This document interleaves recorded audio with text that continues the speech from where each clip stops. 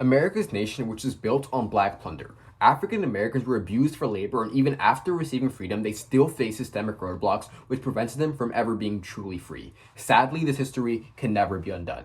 However, to this day, the government sponsors and allows for statues to stand which glorify and commemorate the very people who were willing to go to war, fight, and die to ensure that African Americans remained in permanent slavery.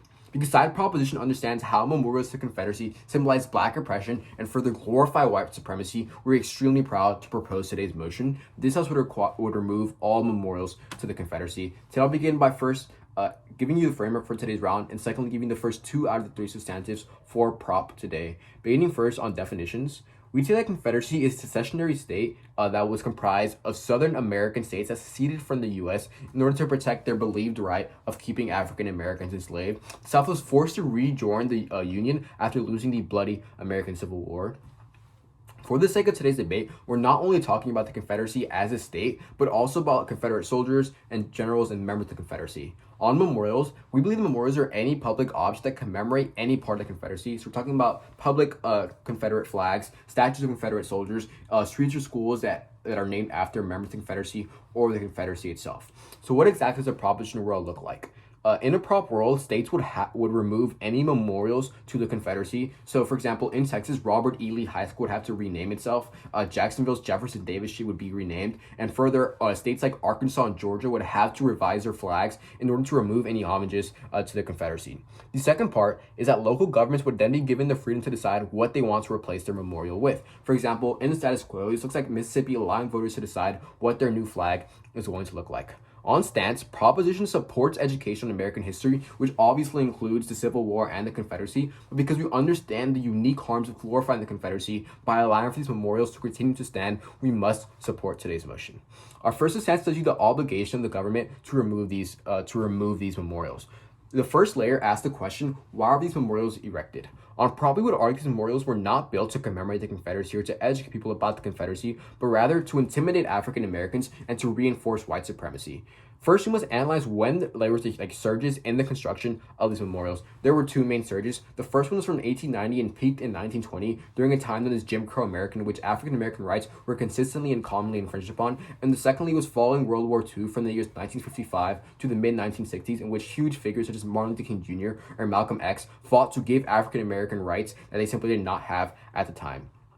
So why were these memorials built during this time? It was a way to symbolize to these African Americans who wanted their rights that white people and white Americans were the ones who were in power in America, and this system was built to best benefit these people who were already in power. For example, a huge majority of memorials built in the 1890s in the South were built in front of courthouses. This was in order to symbolize to the people who were entering these courthouses, especially African Americans, that the courthouse was meant to protect and benefit white Americans. This is especially true whenever you consider the fact that at the time only white people were able to serve on juries, and it was completely common for all white juries to convict African Americans on practically no evidence. And these memorials symbolize that very injustice and power imbalance and further serve to intimidate African Americans. Second, on this idea of spreading white supremacy, on prop we would argue that if it was true that Confederate memorials were meant to educate people on the Confederacy, then extremely important generals like James Longstreet or William Mahone, who were really good at executing war strategy, would get huge, extremely honorable memorials because of how good they were as generals.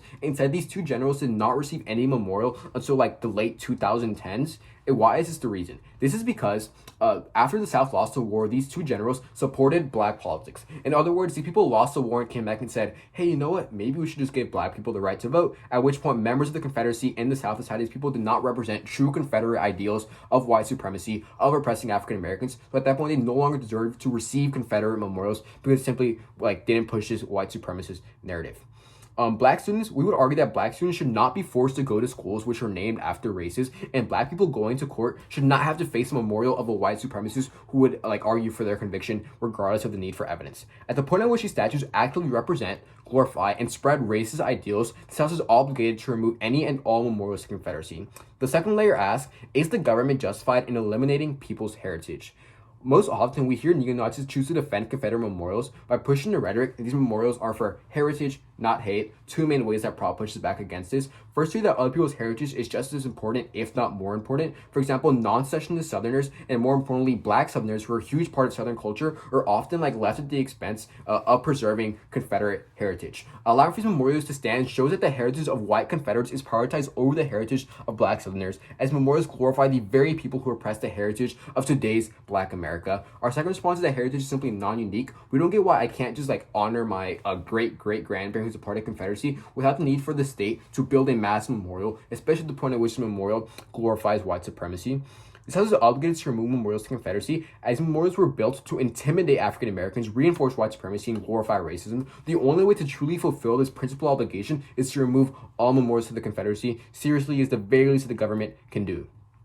The second substantive explains how Confederate memorials push subjective collective memory. So there are two main ways in which Prop argues this. First, we are the glorification, because we push analysis that if in order for somebody to receive a memorial or a statue, to be commemorated of any kind, it pushed the idea that you deserve honor and respect. So the point at which we're allowing for these statues to stand, which commemorate members of the Confederacy, the Confederacy itself, it pushed the narrative that the Confederacy was legitimate in choosing to secede from the Union, extremely problematic. But secondly, and even more importantly, would argue that Confederate memorials often push a story which is simply vastly different from the truth. For example, we said the Augusta Confederate Monument says, "No nation rose, so white and fair, none fell, so pure of crime," pushing the narrative that first, the Confederacy was great because it was white. I'm sure you see the problem with that. And secondly, that the Confederacy was completely pure of crime, completely innocent, did nothing wrong. They were the victims of a violation of their constitutional rights. There are several other examples of this. For example, we see two memorials in Arlington National Cemetery. One which pushed the narrative that slaves liked their slave owners and actually liked being enslaved, and they were treated like members of the family. And there's another one which pushes the narrative that the only reason that the Confederacy chose to secede from the Union is because they believed that their constitutional rights were being infringed upon. This is simply not true. Even if you look at South Carolina's declaration of why they chose to leave the Union, it literally says because New England chose to give African Americans rights. So in other words, they said, hey, you're giving Black people their constitutional rights, you're violating my constitutional rights, I'm going to leave now. So why is subjective memory so harmful? Three main reasons. First, we argue miseducation. There's simply no correlation between supporting Confederate monuments and knowing your Civil War history, especially at the point at which memorials often push a history which is simply not true. Secondly, victims of the Confederacy should not be forced to see their oppressors glorified by having to face memorials whenever they go to court, whenever they're going around huge roundabouts, things of that manner. And finally, we argue that it divides the nation because it portrays the South as noble and innocent, as toward the North as evil and they're infringing on constitutional rights. It further divides people not only on this very topic but also politically as well. So proposition solves in three main ways. First, by tearing this down, which symbolizes the government cares for Black people in the status quo, so they actually are paying attention. Secondly, by replacing these memorials with things that better represent today's America. For example, in England, we saw a new memorial being put up, which was supportive of the Black Lives Matter movement. And third, continuing education on America's past, which is objective and tells the truth for what it actually was. Team Proposition explains to you why the government first has this obligation to remove these memorials, and secondly, why these memorials cause an active harm in the status quo. So proud to stand on the proposition today.